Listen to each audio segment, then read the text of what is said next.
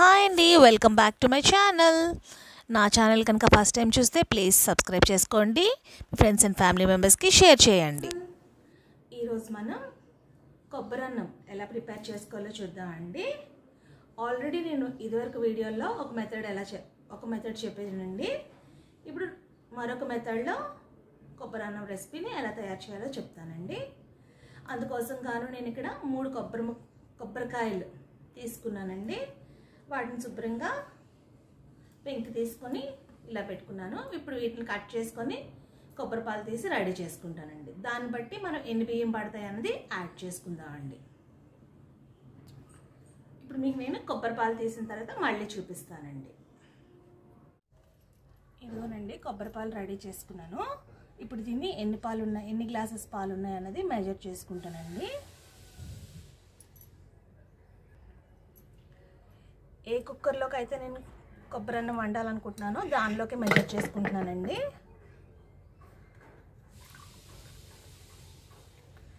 ఒకటి, 2, 3, 4, 5,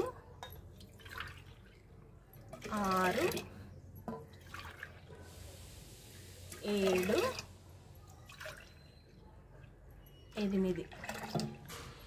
నాకు ఇంకా ఎక్స్ట్రా పాలు కూడా వచ్చినాయండి. కాకపోతే నేను ఇవి 8 గ్లాసెస్ తీసుకున్నానండి. మీకు 4 గ్లాసెస్ రైస్ వాడతాను నేను. ఇప్పుడు మిగిలిన పాలు ఏం చేయాలి, స్టోర్ చేసుకొని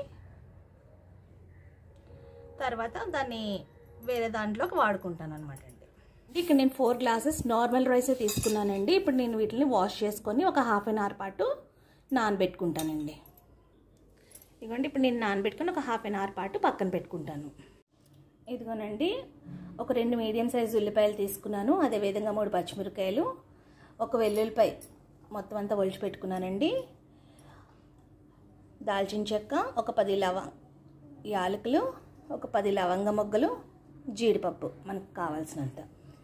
ఇవన్నీ కావాల్సినవి. ఇప్పుడు కుకింగ్ ప్రాసెస్ ఎలాగో చూద్దామండి. ఇగోనండి, స్టవ్ మీద తీసుకున్న కొబ్బరిపాల కుక్కర్ పెట్టుకున్నానండి. స్టవ్ ఆన్ చేస్తున్నాను. ఇప్పుడు ఇందులో ఇంకేం లేదండి, ఒకదాని తర్వాత ఒకటి వేసేసుకోవడమేనండి. ముందుగా జీడిపప్పు పలుకులు వేస్తున్నానండి. అదేవిధంగా లవంగ మొగ్గలు, యాలకులు, దాల్చిన చెక్క,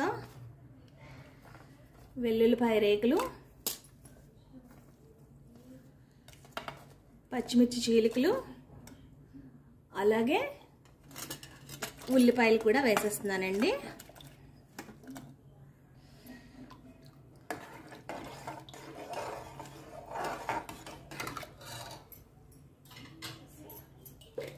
కొంచెం పసుపు వేస్తున్నానండి. సాల్ట్ ఇప్పుడు అప్పుడే వేయట్లేదండి. సాల్ట్ వేస్తే పాలు విరిగిపోయినట్లు అయిపోతాయి. అందుకు సాల్ట్ బియ్యం వేసుకున్న తర్వాత లాస్ట్లో వేసుకుందామండి. ఇప్పుడు వీటన్నింటినీ కలిపి ఒక్క బాయిలింగ్ వచ్చేంత వరకు బాయిల్ చేసుకుందామండి. ఇదిగోనండి, చూసారా, ఒక పొంగు వచ్చింది కదా. ఇప్పుడు దీంట్లో ఆల్రెడీ నానబెట్టి పెట్టుకున్న బియ్యాన్ని వేసుకుందామండి.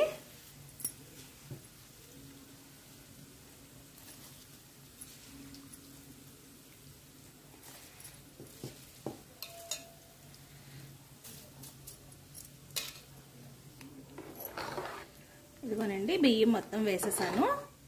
ఇప్పుడు దీంట్లో మీకు ఎవరికైనా సరే డౌట్ రావచ్చునండి, ఏంటి ఆయిల్ కానీ గీ కానీ ఏమీ యాడ్ చేయలేదని. ఇదిగోనండి, ఇప్పుడు యాడ్ చేస్తాను. గీ అండి.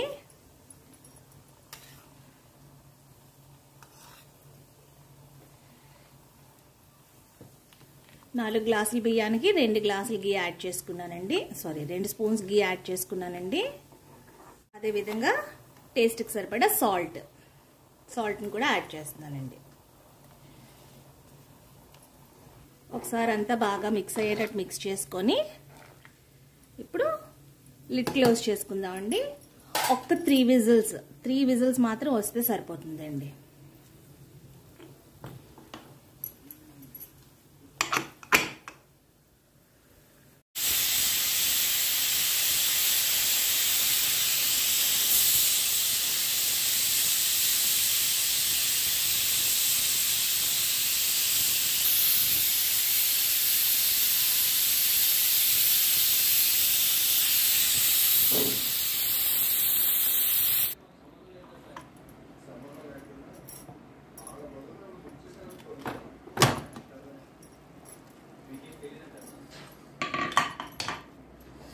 చూసారా పాలన్నీ కూడా పైకి తేలి ఎంత చక్కగా ఉడికిందో, పొడి పొడిలాడుతానా.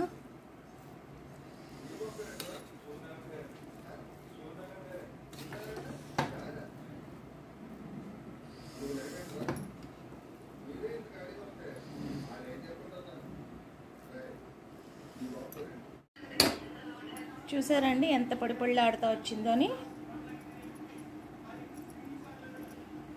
టేస్ట్ కూడా చాలా బాగుందండి.